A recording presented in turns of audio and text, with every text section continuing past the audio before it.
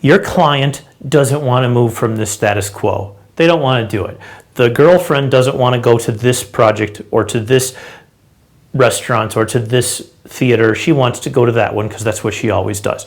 Your best friend doesn't want to do this. He wants to do this because that's what you've always done. And so you have to have them help you to help them change. Okay, so how do you do that? Well, the first thing is just always know that anytime you put out an idea that's different from the status quo and how that person does things or how they think, it makes no difference. They don't want to do it.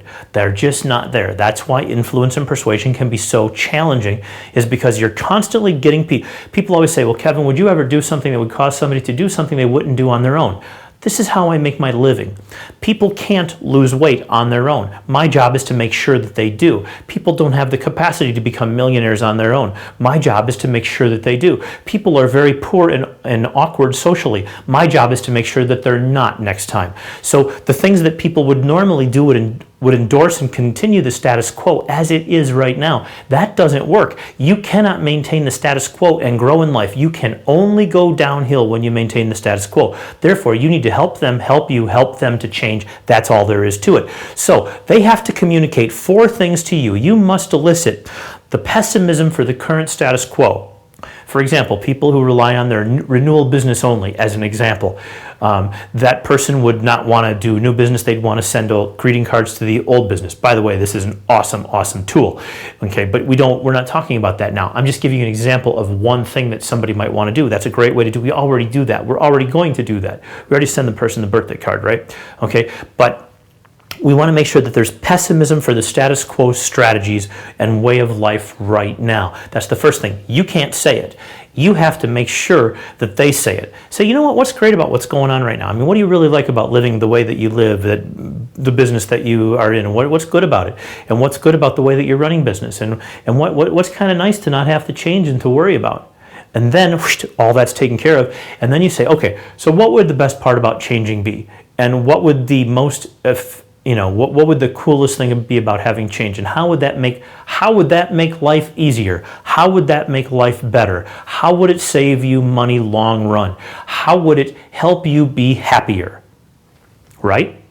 Cool. How would that help you outsource projects more? These are the questions that get them to not only communicate pessimism for the status quo, but also the advantages of changes. You ask a question and they give you information back, and then you ask through every single one of these points that maybe you brought up, each of these questions. Now you have to get your optimism question. All right. It's like, do you really think that you'd be able to pull that off? Would you really be able to hire somebody and outsource over to Romania that would be able to work on your website for you? Do you really think that you'd be able to hire somebody to be an extra hostess here at the restaurant? Do you really think you'd be able to keep weight off if you did lose it? Right? Optimism for the change.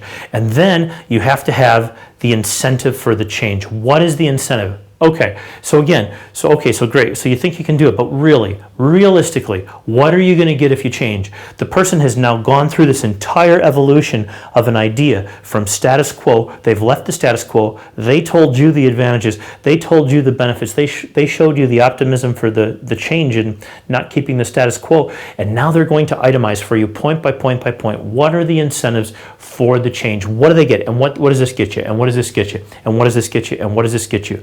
What this does is not just get you yes, it sticks it in place, because people must feel competent.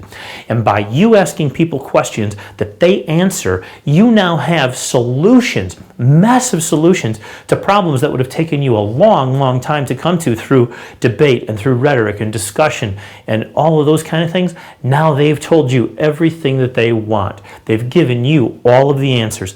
You have gotten them to feel the freedom of choice, to know that this was their decision and that they are now going to help you, help them change. Have a great day. I'll see you here next time.